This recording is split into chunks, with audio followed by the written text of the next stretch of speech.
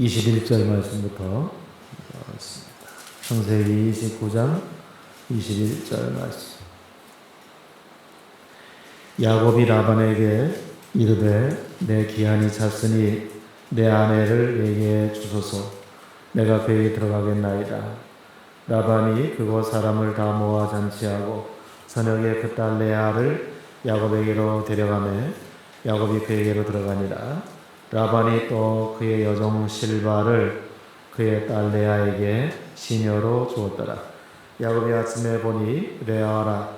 라반에게 이르되 내 삼촌이 어찌하여 내게 이같이 행하셨나이까? 내가 라헬을 위해서 내 삼촌을 섬기지 아니하였나이까? 내 삼촌이 나를 속이심은 어찌 됨이니까? 라반이 이르되 언니보다 아우를 먼저 주는 것은 우리 지방에서 하지 아니하는 바니라. 이를 위하여 7일을 채우라. 우리가 그도 내게 주리니 내가 또 나를 7년 동안 섬길지니라. 야곱이 그대로 하여 그 7일을 채우매 라반이 딸 라헬도 그에게 아내로 주고 라반이 또 그의 여종 빌하를 그의 딸 라헬에게 주어 시녀가 되게 하매 야곱이 또한 라헬에게로 들어갔고 그가 레아보다 라헬을 더 사랑하여 다시 7년 동안 라반을 섬겼더라. 아멘.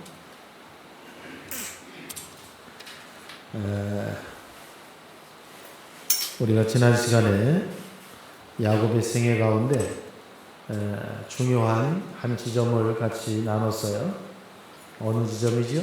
베델입니다. 베델. 그래서 야곱은 어쨌든 그 이름의 뜻대로 형에서의 장자권을 챙겨서 형에서의 복수를 피해서 엄마의 사주를 받아 오라비가 있는, 그러니까 외삼촌이 있는 이제 라반의 집으로 향하게 되는 것이죠. 외삼촌 라반, 그 라반이 양을 먹이던 골짜기, 이제 그곳에 향하게 됩니다. 그 라반의 집을 향하던 도중에 중요한 사건 하나를 만났죠. 바로 베델 사건입니다. 그래서 베델에 대해서는 우리가 아주 단편적으로 잘 알고 있다시피 야곱이 돌베개를 하고 잠을 자는 때에 하나님께서 그 꿈에 하늘과 땅 사이에 사다리를 넣으시고 천사가 오르락내리락 하시며 그 위에서 하나님 음성이 들려서 나는 여호와 너의 조부 아브라함의 하나님 이삭의 하나님 너의 누운 땅을 내가 너와 너의 자손에게 주겠다 하는 음성을 들었어요. 그리고 내가 너와 함께 있어 내가 어디로 가든지 너를 지키며 너를 이끌어 이 땅으로 돌아오게 하겠다 이런 약속을 하신 것이에요. 자, 그래서 지난주에 그 사다리의 의미가 뭐라 그랬습니까? 하나님을 믿는 백성들에게는 하늘과 땅 사이에 단절이 없다는 것을 암시하는 그런 환상이죠. 그러므로 누구든지 하나님께 버려지지 않았어요. 이미 하나님께서 사다리를 예비해 놓으셨기 때문에 그 사다리를 이용해서 오르는 자는 하나님께서 만나주실 줄로 믿습니다. 자기가 그 사다리를 이용하지 아니할 따름이고요.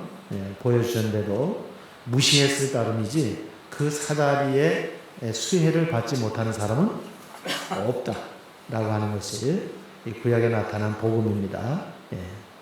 야곱이 그 이름이 속이는 자이고 그리고 그의 행실이 지금 팥죽 한 그릇에 합당치 아니하게 형에서의 장자권을 챙겨서 형에서의 후환이 두려워서 먼 곳에 있는 외삼촌 라반의 집을 향하여서 홀로 이제 가고 있던 때에 그를 만나주신 겁니다. 만나주실 뿐 아니라 정말 그에게 메시지를 주신 것이죠. 내가 너와 함께 하겠다. 그때 야곱은 정말 변화되어야 했어요. 적어도 겉으로는 그렇게 보여야 했죠. 그런데 우리가 지난주에 신랄하게 그 야곱을 헐뜯고 계속해서 그 야곱을 비판한 게 뭐였어요? 그럼에도 불구하고 야곱은 자기 주도적으로 살았다라고 하는 것입니다. 하나님의 음성을 들었으나 하나님과 의논하지 않았어요. 하나님 의지하지 않고 누구를 의지했어요? 자기를 의지했어요. 그러고 사는 거죠. 예. 자, 이제 그가 도망해서 정말 그의 인생 중에 적지 않은 날수를 보냈던 외삼촌 라반의 집, 그 라반의 계곡을 한번 가보겠습니다.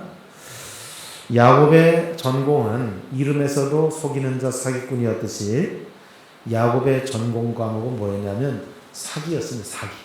예. 그런데 놀랍게도 이 라반을 찾아온 사기꾼 야곱은 누구에게 사기를 당합니까? 외삼촌에게 오히려 사기를 당하는 그 장면을 우리가 지금 인상적으로 한 곳을 봤어요. 야곱은 외삼촌 라반의 두 딸 가운데 동생이었던 라헬, 이름이 레아보다는 조금 예쁠 것 같죠? 레아보다는 이름이 이뻐요. 라헬을 좋아했어요. 근데 때가 돼서 외삼촌의 딸을 이제 얻게 되었는데 그만 이런 불도 없고 뭐 호롱불도 없고 그러니까 뭐 칠흑 같은 밤에 더듬어 봐야 이게 남자고 이게 여자고 뭐 뻔히 구별은 안 될 듯 합니다만은 레아와 라헬의 사이즈가 좀 차이가 있었을 텐데 야곱이 아주 그냥 막 기대하고 소망하고 막 그냥 흥분되고 막 설레고 그래서 서둘러서 하룻밤을 치르고 아침에 보니까 네가 왜 거기서 나와? 이렇게 된 거죠. 누가 나왔어야 되는데 라헬이어야 되는데 밤에 같이 잠을 잔 자는 레아였던 거예요. 그러니까 속은 거죠. 누가 이렇게 했습니까? 외삼촌 라반이 했어요. 그는 그럴듯하게 둘러대요. 동생이 형보다, 그러니까 동생이 언니보다 먼저 시집가는 건 없다. 차례로 간다. 그러므로 내가 레아를 너에게 준 것처럼 또한 나를 위해서 일하고 충성하면 내가 이제 라헬을 마저 너에게 주겠다. 아마도 사기꾼이긴 했는데 야곱이 아주 성실하게 일 하나는 끝내주게 했던 것 같아요. 그러니까 라반이 이 노동력을 잃고 싶지 않았던 거예요. 어디 가서 이만한 일할 일손을 얻을 수가 없었던 거예요. 그래서 어떻게든지 이 야곱을 붙들어 놓으려고 야곱이 레아를 향한 아주 그 눈빛이 아버지 라반이 보기에도 딱 벌써 알아차려진 거지. 그래서 이런 계략을 꾸미고 야곱을 속인 겁니다. 그래서 이제 7년 동안 더 노동을 하게 되는데 그 야곱 하면은 자기 주도적으로 살았던 삶의 아주 대표자예요. 그러므로 라반의 집에서 정말 자기 주도적으로 살던 삶이 한번 꼬꾸라지는 경험이 어떤 거예요? 또 지금 우리가 읽은 이 본문의 경험이에요. 그래서 결국 야곱은 외삼촌 라반의 집을 떠나기로 마음을 먹습니다. 그런데 말씀드린 대로 야곱만한 일꾼이 쉽지 않기 때문에 다시 제안을 해서 거래가 성사가 되죠. 이 야곱의 조건은 뭐였습니까? 우리가 창세기를 보면 얼룩얼룩한 점박이를 취해서 얼룩얼룩하지 아니한 하얀 양은 다 외삼촌 라반의 것이요. 그리고 얼룩덜룩한 것은 내 것이 되겠습니다. 이렇게 계약 조건이 그게.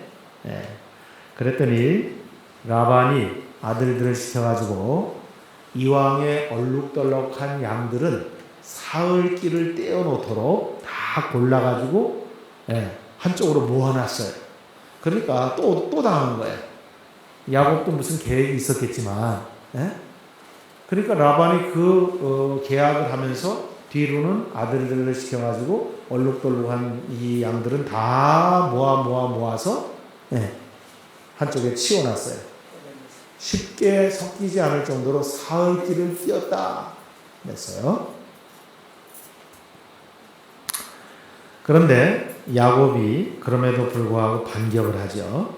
그래서 신풍나무 가지를 모아다가 그 껍질을 군데군데 이렇게 벗겨가지고 얼룩덜룩하게 만들어서 이제 물 먹으러 올 때 그 개울가 밑에다가 이렇게 받쳐놓은 거예요. 그게 과학적으로는 어떻게 그것이 얼룩덜룩한 것이 되겠느냐고 저한테 묻지 마세요. 성경에 이렇게 써 있어요. 근데 그렇게 때를 내가지고 느닷없이 돌연변이가 많이 생긴 거죠. 이왕에 얼룩덜룩한 것은 이미 사흘길을 띄워서 섞일 수가 없었어요. 그런데 이제 야곱이 이러한 방법으로 자기 몫을 만들어내서 그 몫이 상당히 커졌어요. 그렇기 때문에 이렇게 여러 번 속였던 라반이나 그리고 그 라반을 속이고 또 속여서 자기 몫을 만들었던 야곱이나 우리가 이럴 때 사자성어로 뭐라 하지? 막상막하, 막상막하. 누구도 빠지지 않아. 산과 계곡을 오르내리는 야곱의 삶은 정말 롤러코스터를 탄 것처럼, 청룡열차를 탄 것처럼 올라갔다가 오르는 순간에 곤두박질 치고 이런 것이 막 계속되는 것을 볼 수 있어요. 베델의 경험은 단지 놀라운 경험일 뿐. 그렇죠. 하나님의 얼굴을 보였으니까 놀랍죠. 예. 그리고 큰 위로를 받았을 거예요 아마.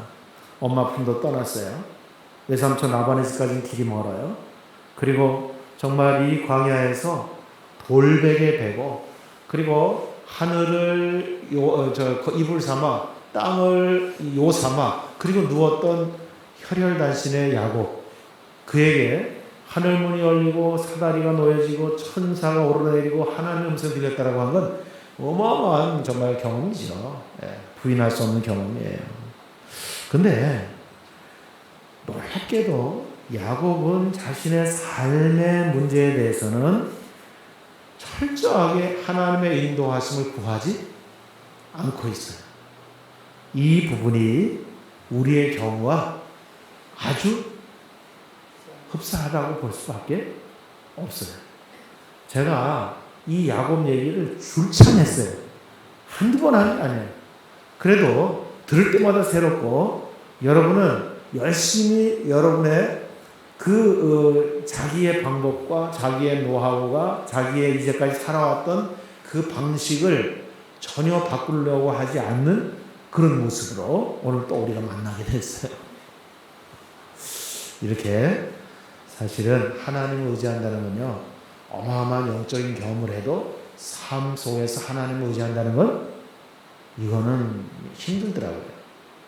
은혜 받은 거 하고요, 우리의 삶 속에서 그분을 신뢰하고 의지하는 거와는 이게 다른 말이더라고요.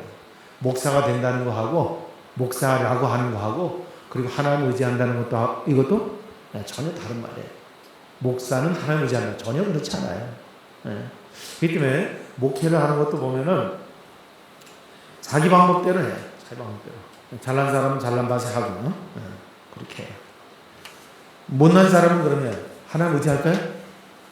못난 사람들은 또 불평 원망만 진탕하고 하나님 의지하지 않아요. 하나님하고 하나님한테 가서 하소연하고 내가 말이야 왜 하나님 이렇게 불공평하냐 이렇게 원망 불평만 쏟아냈지, 하나님의 지혜와 하나님의 방법과 하나님의 인도하심에 대해서 민감하게 따라가려고 하는 그런 의지가 별로 진짜 안 보여요. 그러니까 잘난 사람도 잘난 대로 망하고 못난 사람도 못난 대로 망하고 이래요. 하나님은 정말 인격적으로 자기를 온전히 신뢰하고 자기에게 자신의 삶을 전폭적으로 이렇게 던진 사람을 지금도 목말라 찾고 있습니다. 그렇기 때문에 우리는 지금 뭐예요? 찬스예요. 찬스. 왜? 하나님 찾고 계시니까. 대단한 사람을 찾고 있는 게 아니라 하나님께 온팡지게 의지하는 사람을 찾고 있는 거예요. 그래서 이런 표현이 가능해요. 거지가, 요새는 그런 거지도 없습니다만 옛날 거지 생각하세요. 거지가 제일 유일의 재산이 뭐예요?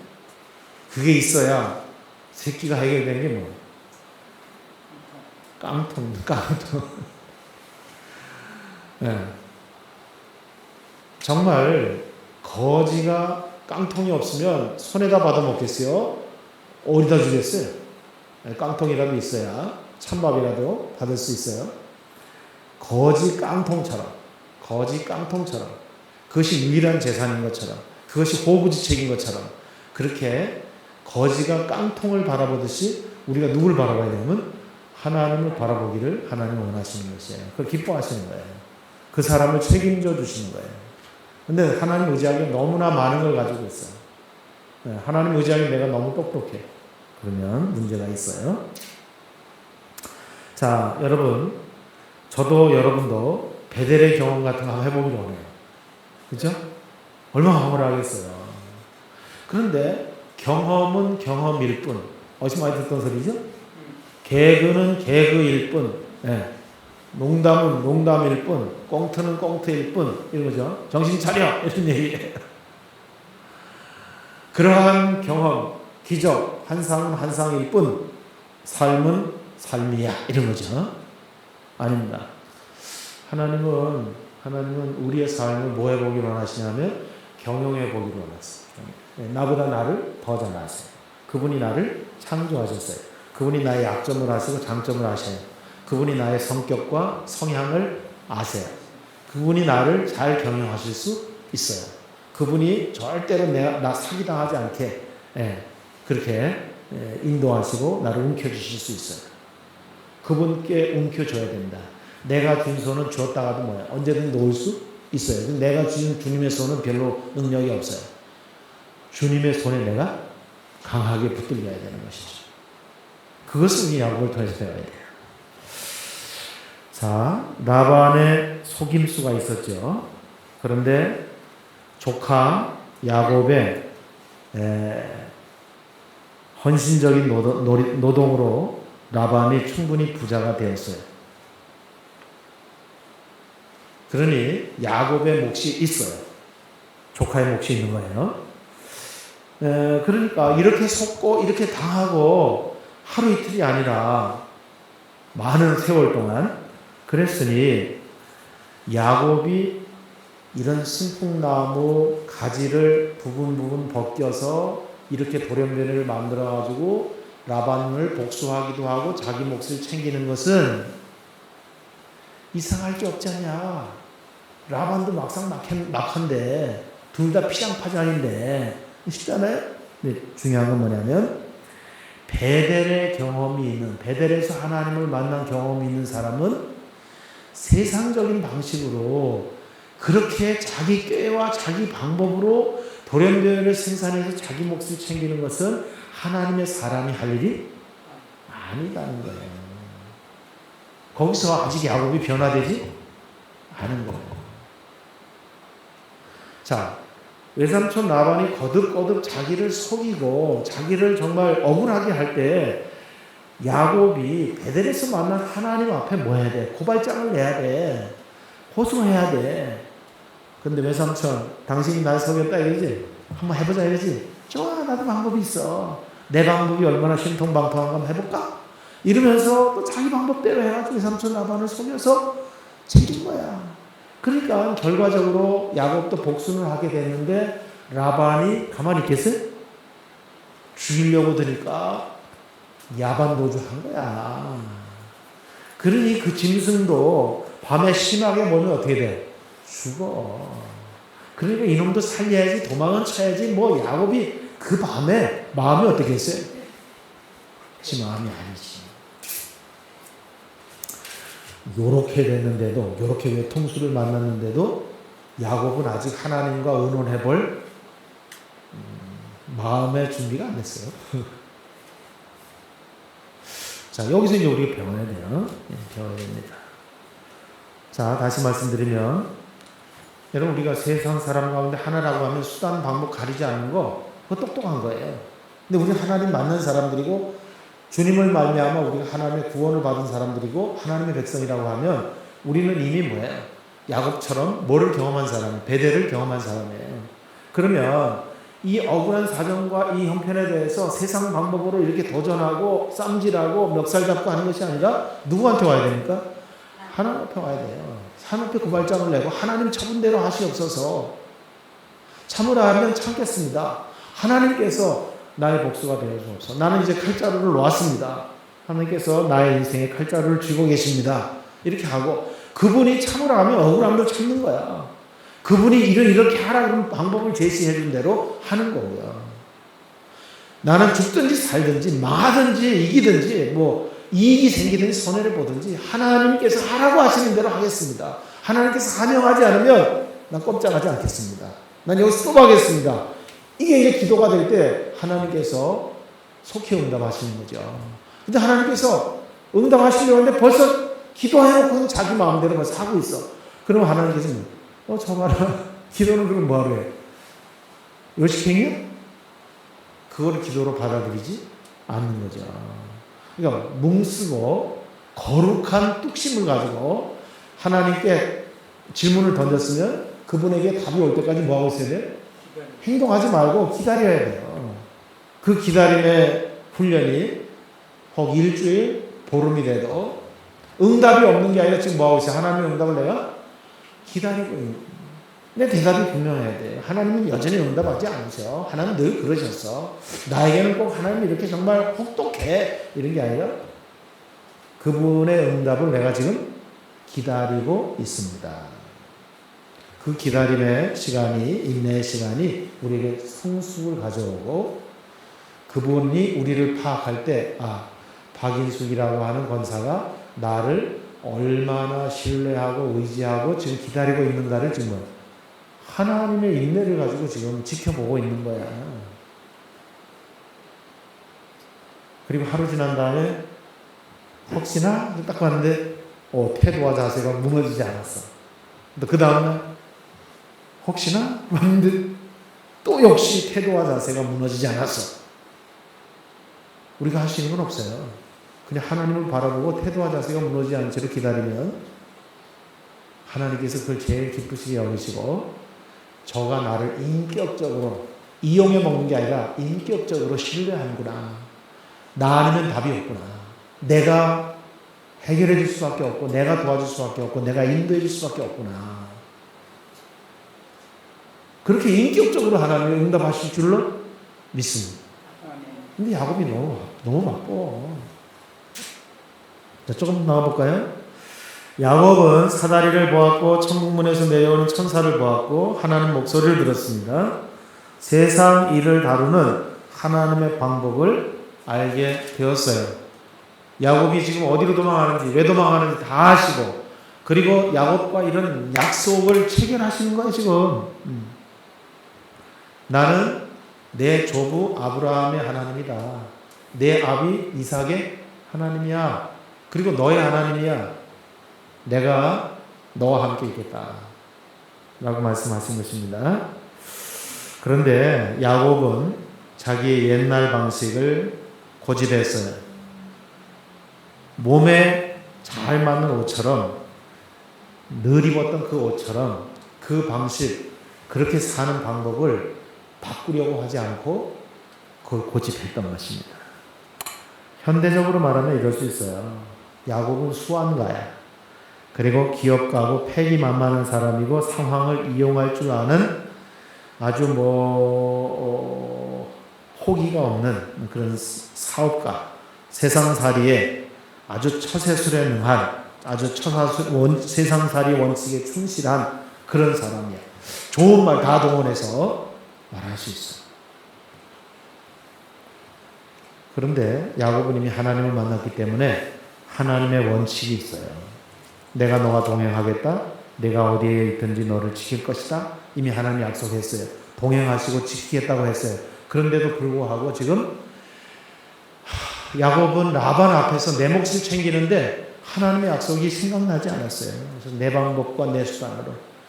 자, 고향으로 돌아올 때 형 에서가 집에서 기른 사병이 무려 400명이야. 그러니까 하나님이 지켜주겠다 그랬어 안 그랬어요? 그랬는데도 야곱이 스스로 자기를 지키려고 하니까 형 에서 앞에 평생 얻은 처, 자식, 재산, 종들을 다 보내면서 뭐라고 얘기하라고 그랬다고? 형님 에서에게, 아니 형님이라고는 안 했지. 주여, 주님에게. 형이 주님이 되어버렸어. 주님에게 드리는 뭐라 그랬어요? 동생 야곱의 선물입니다. 그게 선물이에요? 마음에 드는 소리 하고 있어. 자기가 자기를 지키기 위해서 이런 일을 지금 하고 있는 거예요. 이거 다 내놓고. 그러니까 약속했던 하나님은 뭐가 돼? 나는 너의 하나님이야. 함께 있을 것이며 너를 지킬 것이야. 그렇게까지 하나님이 나타나셔서 일방적으로 약속하셨는데도 야곱은 그건 그거고 이건 이거고 이런 식이야. 나는 나대로 가겠다. 그래서 야곱과 같이 아주 치열한 모략과 방법, 이거보다는 하나님께서는 온전히 나를 신뢰하라 이렇게 말씀하시고 그걸 요구하신 거예요. 지금도 마찬가지입니다. 하늘 사다리가 아주 이례적인 기적에 해당하는 신비한 경험으로 그 순간을 모면하는 방책이 되기보다는 하나님께서는 언제든지 사다리가 내려지고 천사가 오르내리고 하나님의 음성을 들리는 일상적인 방책이 되기를 원하셨던 거예요. 그러니까 흔히 이런 얘기 하잖아요. 기적이 아닌 상식이 되기를 원합니다. 기적이 하나님이 아니라 늘 그냥 상식적으로 너하고 그렇게 만나기를 원하시는 하나님의 소원을 그 베델에서 일방적으로 보여주신 거야. 근데 누가 안 바뀐 거예요? 야곱이 안 바뀐 거예요? 아니, 누가 안 바뀐 거예요? 내가 안 바뀐 거예요. 내가. 그래서 베델이 과거의 신비하고 놀라운 경험으로 추억이 되기보다, 추억거리가 되기보다 하나님께서 야곱에게 바라심은 매일 매 순간 속에서 경험되는 핵심적인 사건이 되기를 원하신 거예요. 우리 예배 속에서 사다리가 놓여지고 천사가 오르내리고 거기서 하나님의 음성이 예배자들에게 들려지고 그리고 그 하나님을 만난 나는 또 예배를 파하고 일상으로 돌아갈 때 그 삶이 세상 사는 사람과 같지 아니하게 하나님 만난 사람의 방법으로 사라지는 거예요. 그것이 바로 사랑이고 용서고 용납이고 하는 것이지.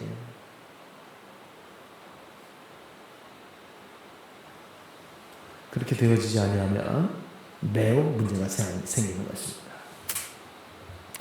자, 이제 라반을 떠나서 남쪽 고향을 향합니다. 태어난 곳이기도 하지만 누가 기다리고 있습니까?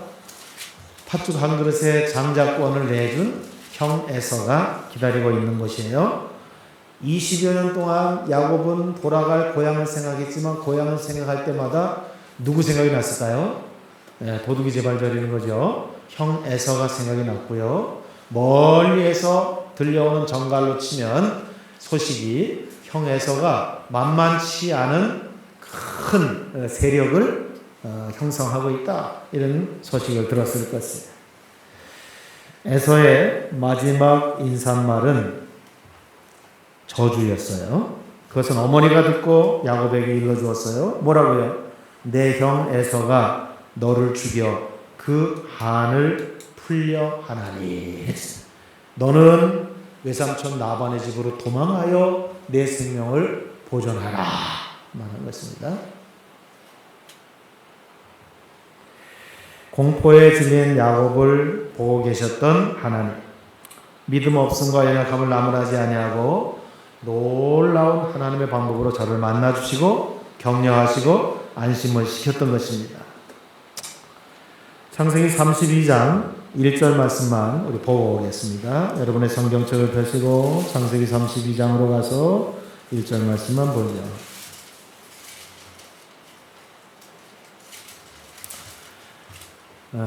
야곱이 그 길을 가더니 하나님의 사자들이 그를 만난지라. 야곱이 그들을 볼 때 이르기를 이는 하나님의 군대라 하고 그 땅 이름을 마하나임이라 하였더라 그랬어요. 그죠?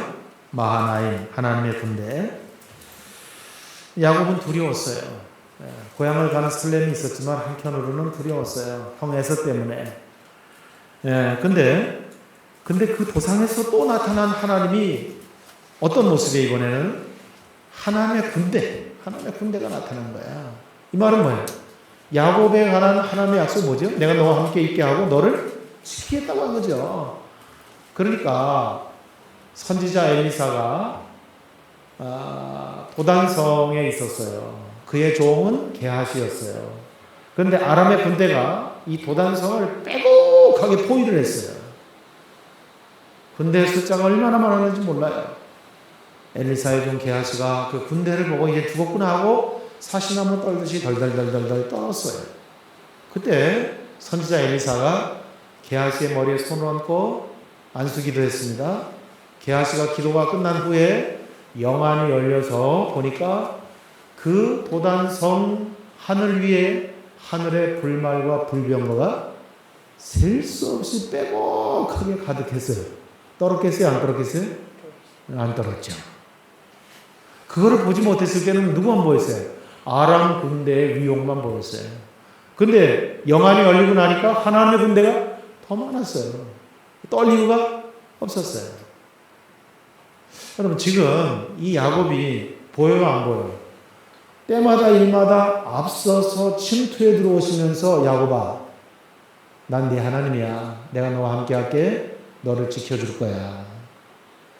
그 다음에 고향으로 돌아올 때도 형의 서 때문에 발발발발 거리고 떠는 야곱에게 이런 모습으로 하나님의 군대가 나타나고 자기 입으로도 마하나임 이는 하나님의 군대다 이렇게 얘기했어요.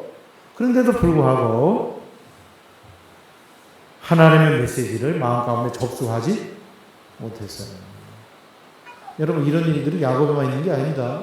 하나님께서 교회 자기가 출석하는 교회 소속된 교회의 목사를 통하여서 설교할 때 목사님은 비록 그 사람에게 그런 메시지를 주려고 설교한 게 아니에요. 설교의 방향과 설교의 주제와 설교의 흐름이 있어요. 그런데 그 흐름과 방향과 줄거리에 관계없이 하나님께서 그 설교를 통해서 그에게 한 꼭지를 따로 정해서 그를 감동시킬 수도 있고 그에게 메시지를 던질 수도 있어요. 놀라운 일이에요. 난 그런 얘기 한 적이 없는데 설교 끝나고 나와서 어떤 분이 막 오늘 목사님 꼭 저를 향해서 말씀하셨어요. 그리고 무슨 얘기인데요 하면 오늘 설교와 주제와 별로 관련이 없는데 그건 그렇게 들었어요. 누가 하신 거예요? 하나님께서 그렇게 듣도록 그렇게 하신 거예요. 은혜를 주신 거죠. 근데 그거는 메시지를 접수해야 되는데 그 접수하지 않는 거야. 그때만 좋은 거야. 그래서 하나님의 군대를 보았음에도 불구하고 사람의 방법이 동원되죠. 형 에서를 마음을 달래볼 심산으로 이제 어떻게 할까 이 잔머리를 굴렸더니 그래 공포심은 크게 달했지만 그럼에도 하나님을 의지하지 않고 수단 방법을 다시 동원해. 그래서 야복강 이쪽에 홀로 남아있으면서 가족들을 보내고 처자식이죠. 그다음 모든 재산을 보내고 종들을 보내고 그들에게 물려준 메시지는 뭐예요? 형 에서에게 보내는 동생 야곱의 선물이요. 뭐죠? 네. 자, 야곱이 홀로 남은 거예요. 여러분, 그때 이렇게도 똑똑한데 똑똑하면서도 이렇게 헛똑똑이고 멍충한 이 야곱을 하나님께서 좀 손 좀 봐줘야 되겠다라고 생각하시고 결단하시고 완력을 드디어 동원하셔서 야곱에게 태클을 가하셨어요. 그게 야복나루의 씨름이고 야곱이 밤새 깨닫지 못하자 하나님께서 이런 병신 그리고서 한 대 후려 갈기고 가시려고 할 때에 엘리사가 눈을 뜬 것처럼 아니 게하시가 눈을 뜬 것처럼 야곱의 눈이 그때 열렸어요. 그래서 미리미리 하면 안 돼? 근데 야곱만 탓하지 말고 우리도 마찬가지예요. 저 미리미리 하면 안 돼? 꼭 이렇게 드라마틱하게 극적으로 그때 가서 꼭 그 엄지뼈가 말이지 그렇게 부서지고서 나서야 쩔뚝거리면서 그래야 되겠어? 우리 얘기하면 우리 얘기 사실은. 그래서 하나님께서 이 야곱을 오늘 설교 제목이 뭐예요? 두 주간의 이스라엘에 걸쳐서 한 얘기가 조련하신다. 조련. 만들어 가시는 거야. 만들어 가시는 거. 야곱아. 아직도 모르겠니? 너는 어떻게 그렇게 시력은 5.0인데 영적인 시력은 녹내장에다가 백내장에다가 완전히 썩은 동태눈을 해갖고 어떻게 하나도 분별을 못하니? 나 하나님이야. 모르겠어? 바로 이것이 씨름의 주제인데 야곱은 밤이 될 때까지 몰랐어요. 그리고선 이렇게 환도뼈가 부러지고 난 후에 드디어 하나님의 존재를 알고선 놓지 않고 축복하옵소서 간청을 하죠. 그때 이제 하나님께서 여러분 다 우리 상식적으로 아는 바와 같이 내 이름이 뭐냐 야곱입니다. 이제는 야곱이라 하지 아니하고 내 이름을 이스라엘이라 하리라. 그 뜻은 하나님과 겨루어 이겼다 합니다. 그 이스라엘의 이름을 그때 얻는 거야. 하나님의 계획은 벌써부터 야곱은 이스라엘이었어요.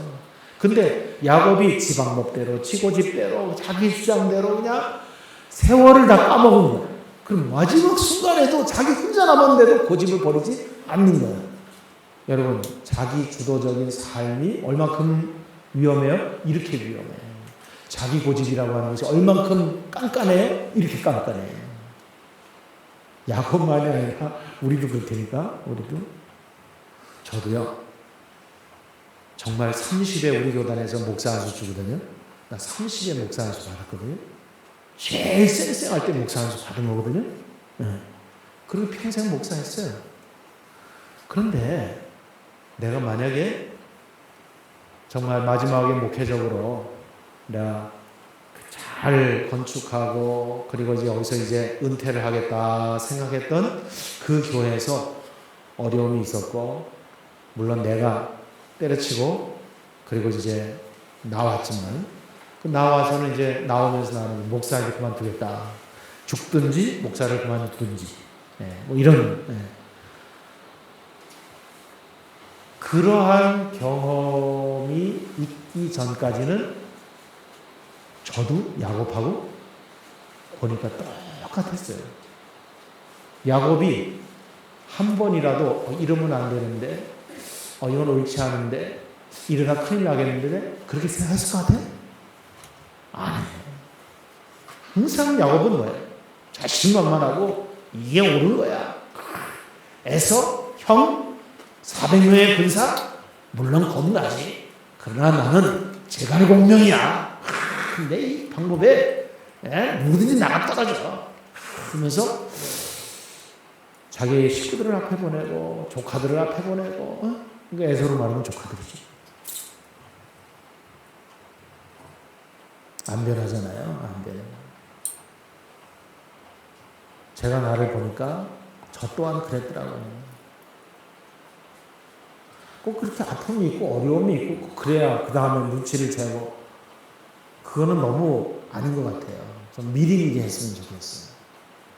좀 창피한 얘기지만 제가 말씀을 드리는 거예요. 자, 이렇게 정리합시다.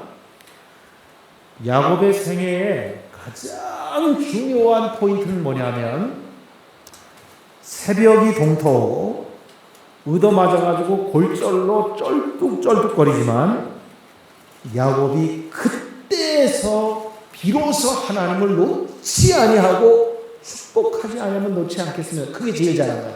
야곱이 그게 제일 잘한 거야. 미리 했으면 제일 좋았을 텐데 미리 못했어. 하나님께서 베델에서 그것도 참 난리를 치시고 마하나임으로 또 막 돌아오는 고향으로 돌아오는 길에도 막 난리를 치시고 그랬는데 접수가 안 돼. 메시지가 접수가 안 돼. 그냥 진기한 나를 위한 축복된 영적인 추억거리야. 추억거리. 그게 내 삶에 영향 줬어 못 줬어? 전혀 못 줬어. 제일 잘한 일이 그겁니다. 그게 포인트예요. 자, 그러면 삶이라고 하는 거, 삶의 문제는 우리가 최선으로 성실하게 적절하게 처신해서 산다. 이걸로 해결되지. 이것만으로 해결되지 않습니다. 하나님의 사람들에게 있어서 삶이라고 하는 것은 주님의 권능과 주님의 임재하심 가운데로 걸어나가는 거예요. 하나님의 사람들에게 있어서 삶이라고 하는 것은 내 똑똑과 내 방법, 내 어떤 그 노하우 이런 것들을 내려놓고 주님 바라기, 주 바라기로 가는 거예요. 주님께 묻고 의지하는 거예요. 그리고 주님께서 답을 주실 때까지 몇 날 며칠이라도 기다리는 거예요. 처음에 기다리는 것은 매우 힘들어요. 그리고 매우 느려요. 그런데 점차 주님과 내통을 하게 되면 이 시간과 이 갭이 줄어들고 짧아지고 급기야는 거예요. 직통으로. 물으면 하나님께서 직통으로 응답하시고, 내 종은 이미 훈련이 되어서 더 이상 기다리게 할 필요 없다 할 때는 주님께서 더 마음이 달아. 그래가지고 막 그냥 주님께서 앞서서도 인도하시고, 물으면 즉각 답도 주시고, 이런 신나는 신앙생활이 가능해질 줄로 믿습니다. 요거 내려놓는 거, 요거 간단치 않습니다. 만만한 일이 아닙니다. 그렇습니다. 그래서 이스라엘은 새 이름을 이제 얻게 된 것이죠. 이제 정리의 마지막에 왔습니다. 우리가 이 야곱의 조련을 통하여서 교훈을 얻게 되는 것은 뭐냐 하면요, 사실 장자 상속권은 이미 야곱과 에서와 야곱이 나기 전에 하나님의 계획 가운데 있었던 거야. 굳이 그렇게 생쇼를 할 필요가 없었어요. 그런데 여기 굉장히 리브가도 앞서가고 야곱도 거기에 편승하면서 자기들끼리 짜고 치는 모습이 보이죠? 예. 이게 벌써 하나님 의지하지 않은 거야. 엄마도 그렇고 아들도 그렇고. 예? 그리고 그 형 에서를 이게 속일 궁리만 생각해내고 그 장자권을 탈취해가지고 자기들끼리 그렇게 어떤 모사를 꾸미고 있었는데, 이미 하나님의 큰 그림은 뭐야? 계획 가운데 있었다라고 하는 거예요. 그렇게 되면 그 하나님을 의지하고 믿고 확신했으면 마치 요셉의 두 아들 에브라임, 므낫세를 이렇게 할아버지가 축복할 때, 야곱이 축복할 때 이렇게 이제 데려왔잖아요. 오른손을 여기다 물리고 왼손을 여기다 물리도록 큰 놈을 이쪽에, 작은 놈을 이쪽에 데려왔단 말이야. 예? 그런데 야곱이 갑자기 손을 어떻게 해요? 이게 편해요, 불편해요? 불편하잖아. 이거 누가 하게 한 거예요? 하나님이 하게 한 거예요. 그러니까 요셉이, 아버지, 얘가 큰 아들이고 얘가 작은 아들이야. 노망 들렸어요, 지금? 그렇게는 안 써있지만. 그랬더니 야곱은 뭐냐면, 뭐라 그랬어요? 그래? 내가 실수할 뻔했네? 이러지 않고, 두 마디 했어요. 뭐라 그랬어요? 나도 안다. 내가 하는 게 아니야, 임마. 가만히 있어. 이 큰 놈도 결코 작게 되지는 않아. 그러나 이 작은 놈이 크게 될 거야. 하나님의 계획이야. 그러니까 인간을 말하면 얘가 네 장자지. 알아. 나도 알아. 할비도 알아. 근데 하나님의 계획은 이렇게 돼 있어. 보세요. 이미 태중에서 하나님은 야곱을 통하여서 이스라엘을 만들고 이 민족을 이스라엘로 키우기 위한 큰 그림이 있었어요. 근데 왜 그 엄마와 그 당사자인 야곱이 이렇게 일을 만들어가지고 뺑뺑뺑뺑 돌게 하다가 결국 야곱이 그 애굽의 바로 앞에서 뭐라고 고백해요? 응? 내 나이 120세다. 내 선조들에 비하면 짧디 험악한 인생을 보내었습니다. 라고 그렇게 바로에게 자기의 인생을 돌아봐. 왜 이렇게 힘들었어요? 지 고집대로 살으려고 그렇게 힘들었던 거지. 자, 그러면 우리 회개해야 됩니다. 내 인생이 쉽지 않고 힘들다. 누구 때문에 힘들었을까요? 내 인생에 태클을 걸지 마. 이런 트로트 부르지 마. 내 인생에 누가 태클을 걸어. 누가 태클을 걸어, 사실은? 자기가 태클을 걸어, 자기가. 그래서 야곱은 하나님을 거부하고 주를 의지하는 거 없이 나름 지름길로 달려나가는 사람이었는데, 우리는 그 사람이 내가 아닌가 살펴보는 것입니다. 주님의 음성에 응답하지 않고 계속해서 허망한 길과 방법을 고집하면 하나님의 특단의 조치를 접할 수밖에 없다. 환도뼈가 으스러지는, 골절되는, 물에 빠진 사람을 구조하는 구조대원들이 긴장 상태에서 힘이 잔뜩 들어간 요 구조자를 구조는 하지 않고 일격을 가해서 정신을 잃게 만들어요. 왜 그럴까요? 지금 허우적대는 요 구조자에게 다가가면 구조하는 소방대원이라고 해도 전문가라도 어떻게 해요?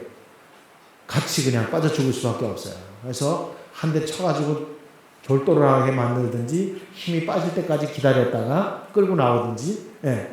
그래도 물은 먹지만 죽지는 않으니까, 예. 심폐소생하면 되니까. 그런데 이 요구조자가 살려고 발버둥 칠 때 들어가면 어때요? 같이 죽는다. 꽉 해서, 예. 도저히 움직일 수 없도록 만들기 때문에 하나님을 의지하는 것을 가르치기 위해서 때로는 이렇게 여러 가지 어려움, 귀한 것을 뺏어가기도 하고 물리적인 방법을 사용하기도 하시는 거죠. 그래서 우리가 어떤 때는 실망하고 좌절하고 상실하고 고난을 당할 때 주치이신 하나님께서는 그러한 것들을 일종의 우리를 수술하는 수술도구로 사용하신다라고 하는 사실을 볼 필요가 있습니다. 굳이 이런 수술 때에 올라갈 필요 없어요. 야곱을 통하여서 우리는 간접 경험을 하면 됩니다. 이러한 도구들을 통해서 종양을 잘라내고 우리는 다시 회복될 수 있을 것이라는 우리가 야곱을 보면서 야곱을 조련하시는 하나님의 손길을 보면서 우리가 해야 될 일은 뭐냐면 야곱처럼 따라가기 하면 안 되고요. 야곱을 통해서 우리는 뭐예요? 이 경험을 줄여가야 됩니다. 줄여가야 돼요. 이가 했으니까 나는 뭐 간접 경험으로 아하 그렇구나. 하나님의 큰 그림은 이랬었구나 라고 하는 걸 눈치를 채고 그 전철을 밟지 않는 게 중요한 줄로 믿습니다. 하나님의 자비하신 초청에 여러분 우리가 응답할 수 있기를 바랍니다. 지체가 길어지면 누구 할 것 없이 우리도 그 위험도가 증가할 수밖에 없어요. 물리적인 힘이 가해지고 무릎을 꿇게 될 것입니다. 야곱의 다리를 절게 하신 하나님을 간과하지 않을 수 있기를 바랍니다. 하나님과 동행하면서 다리를 저는 모습이 그와 동행하지 않으면서 산을 오르는 것보다 하나님이 보시기에는 낫다. 그렇게 판단을 하신다라고 하는 사실을 잊지 말기를 바랍니다. 오늘 야곱을 조련하신 하나님에 대해서 우리가 2주 동안 창세기 매우 광범위한 부분들을 왔다 갔다 하면서 살폈습니다. 여러분 자기 자신에 대해서 그렇게 넉넉하게 생각하지 마세요. 여러분 우리가 우리에게 점수를 주는 것만큼 내가 그렇게 괜찮은 사람? 아니에요. 하나님한테 우호적인 사람? 아니에요. 자기 정체를 알고 자기를 제갈 물려야 됩니다. 그래서 제가 자주 얘기하지만 그 우리 입에서부터 우리 항문까지 이 소화기관을 잘 보면은 소화기관만 이렇게 떼서 꺼내보면은 마치 뭐와 같다 그랬어요? 뱀이 먹이를 하나 먹고 그렇게 또아리를 틀고 있는 모습과 똑같아요. 작은 창자, 큰 창자, 또아리를 틀고 있죠? 거기에 먹이를 하나 먹은 볼록 나온 위장이 있죠? 그 다음에 식도가 있고요. 혀가 낼름거리죠? 꼭 뱀의 모습과 똑같아요. 그래서 우리의 육신은 다른 것으로는 통제되지 않더라고요. 육신을 통제하기 위해서는, 육신을 길들이기 위해서는 반드시 정한 때에 육신을 길들이기 위한 금식이 필요해요. 아무 때나 금식할 필요는 없어요. 자기를 쳐서 복종시키기 위한 제일 좋은 방법은 금식입니다. 금식하면 정신은 또렷해지고요. 힘은 없어지지만 이 육신이 자기의 통제하에 들어오는 걸 알 수가 있어요. 물론 뭐 어떤 기도 제목을 두고 기도하기도 하고 하지만 제가 힌트를 드리는 거예요. 그리고 7월 4일, 6일인가요?부터 영성 수련이 있어요. 기초 단계지만 아하 이렇게 내가 나를 모르고 지냈구나. 나에게 이렇게 숨겨진 부분이 있구나. 나를 힘들게 했던 것이 네가 아니라 내 속에 이렇게 도사리고 있었구나 하는 부분들을 1시간, 2시간으로 안 보여요. 마치 지구 대기권을 벗어나는 우주선은 어때요? 이 대기권을 벗어나려고 하면 그 마찰열에 의해서 우주선이 특별한 금속으로 이렇게 만들어지지 않는 한 우주선은 어떻게 될까요? 다 녹아버려요. 대기권을 벗어날 수가 없어요. 추진력도 엄청나야 슉 하면서 이 대기권을 타듯이 넘어서서 비로소 이제 우주로 날아갈 수가 있어요. 이 대기권은 뭐가 하냐면 우리의 고집, 우리의 자기 관념, 자기 생각, 자기 방식, 이제까지 살아왔던 그 자기야, 자기. 이걸 벗어나기 위해서 뭐야? 그냥 뭐 한두 시간 뭐 이렇게 설교 듣고 절대로 안 돼요. 그래서 이 자기를 뚫고 나가서 도대체 내가 누구였는가를 볼 수 있는 시간은 굉장히 귀한 시간을 할 수 있습니다. 물론 시간이 필요하죠. 그래서 한 4박 5일 동안의 시간, 한 주간이에요. 시간인데 여름에 이런 이제 기회가 있는데 자주 있지 않습니다. 전에는 매달 하기도 했는데 이 수련하는 이 영성 수련의 이 훈련은 엄청난 그 유명한 뭐 연예인들, 정치인들, 또 정말 나보다 월등히 정말 인간적으로도 나은 사람들 다 와서 수련을 하고 엄청난 그 결과들을 가졌던 그런 이제 훈련이에요. 그래서 여기에 이 훈련에 참여했던 유명한 사람들 가운데 또 한 사람이 있어요. 누구냐 하면 앞에 서 있는 고목사에 저도 가서 정말 제가 이제 그 목회 아까 얘기했다시피 어려움을 겪고 하나님을 원망하고 죽을 것인지 살 것인지 매일매일 거기에 붙들려서 살아가고 있었던 어느 시간 속에 여기에 올라가서 정말 내가 30년 목사로서 목회를 했는데 내 속에 꿈틀거리고 있었던 나도 아닌 것이 더 나인 것처럼 나를 주장하고 나를 썩내게 하고 나를 이렇게 어렵게 했던 이 나를 보게 됐어요. 그러고 나서 그놈한테 이제 더 이상 먹이를 주지 않게 됐어요. 그리고 나서 내 안에 샘솟듯 평화가 찾아오게 됐어요. 어떤 경우 어떤 사람도 나를 썩내게 하고 화내게 하고 흔들어 보려고 해도 절대는 하나님 외에 쓰면 안 되니까 하나님보다 못하게 약하게 절대로 저 열받지 않아요. 그러니까 저를 열받게 하고 화나게 하려고 애쓰지 마세요. 저는 절대 열받지 않습니다. 이제 안 속아요. 난 그놈한테 절대로 먹이를 안 줘요. 왜 그렇게 오래 나를 갖다가 붙들고 있었나 봤더니 내가 계속해서 뭐 했냐면 그놈한테 먹이를 줬어요. 먹이를. 화도 주고 이런 에너지를 먹고 내 속에서 나를 통제하고 나 살아갔어.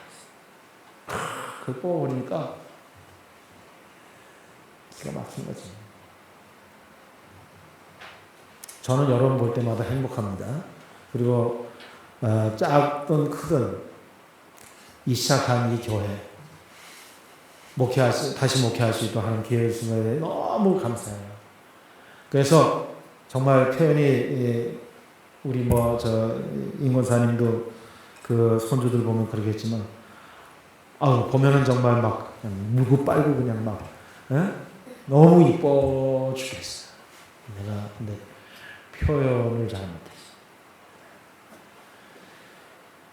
여러분 정말 시간을 내셔서 이 설곡산의 영성수련원에 가셔서 최고의 대접을 받으면서 최고의 식사를 받으면서 최고의 강사진의 섬김을 받으면서 나를 한번 볼 수 있는 기회가 된다라고 하면 좋겠어요. 계급 떼고 연륜 떼고 그리고 이 기초를 본 다음에 그 다음에 나머지 더 깊은 중급 고급의 그런 분량은 오시면 우리 교회 자원으로도 충분히 감당할 수 있는 노하우가 준비되어 있습니다.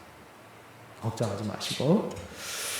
그래서 지금 야곱을 제가 이렇게 그냥 귀에 못이 박힐 정도로 우리 목사님은 야곱밖에 모르나 무식하기는 야곱만 아는 목사 이럴지 모르지만 정말 중요한 거예요. 이게 안 빠지면 맨날 예수 믿어봐야 맨날 교회 다녀봐야 예배를 골백번 드려봐야 발전이 안 돼요. 발전. 근데 이게 탁 빠져나가면 됩니다. 오늘도 긴 시간 달려왔는데 감사합니다. 기도합시다. 아버지 하나님, 만만한 줄 알았는데 만만치 않은 게 우리 주변에 널려 있지 않고 나 자신이었습니다. 주님, 나는 나를 통제할 수 있는 능력과 권한이 없음을 인정하기를 원합니다. 주님께서 해주셔야 되겠습니다. 눈 뜨게 하여 주시기를 원합니다. 그래서 하나님 이제까지 속고 살고, 이제까지 당하고 살고, 이제까지 속이면서 속았고, 또 속으면서 속였고, 정말 원치 않았던 삶으로 하나님 우여곡절이 많았습니다. 주님, 얼마나 우리가 시간이 남았는지 모르지만 이렇게는 안 되겠습니다. 이제는 야곱을 통하여서 정확하게 벤치마킹을 하고 하나님의 우리를 향한 욕구와 우리를 향한 기대를 이루어드리기를 원하오니 주의 성령님, 오늘 이 말씀을 통하여서 우리가 이제 대강 눈치채고 초소를 향하여 돌아갑니다. 생각나게 하시고 기억나게 하시고 기도하게 하시고 간절함과 갈급함이 있게 하여 주셔서 우리의 영적인 기적들이 추억이 아니라 일상이 되게 하여 주옵소서.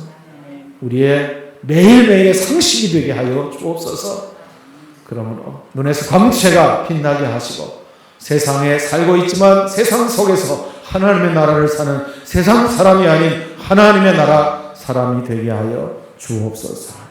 예수 그리스도의 이름으로 기도하옵나이다. 아멘. 458장 감사합니다.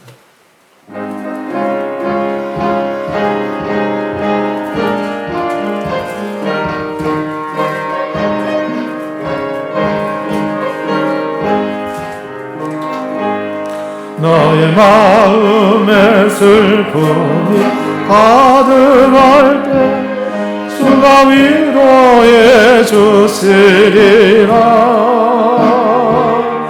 마치 해같이 빛나는 마음으로 너 십자가 지고 가라. 참 기쁜 마음으로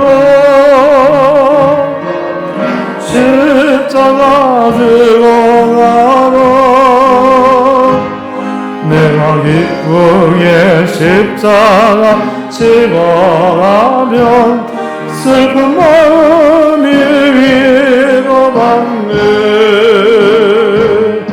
때를 따라서 주시는 은혜로서 파란 생명의 힘을 얻고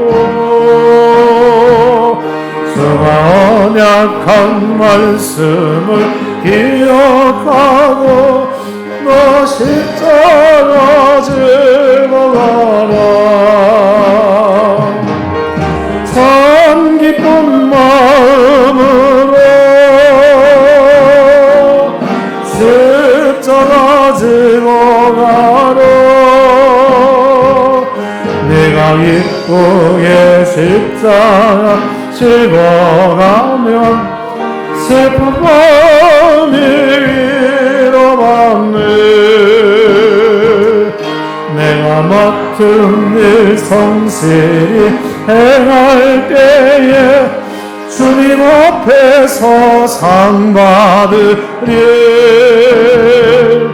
주가 베푸신 은혜를 감사하며 너 십자가 지고 가라. 참 기쁜 마음으로 십자가 지고 가라. 내가 기쁘게 십자가 지고 가면 슬픈 마음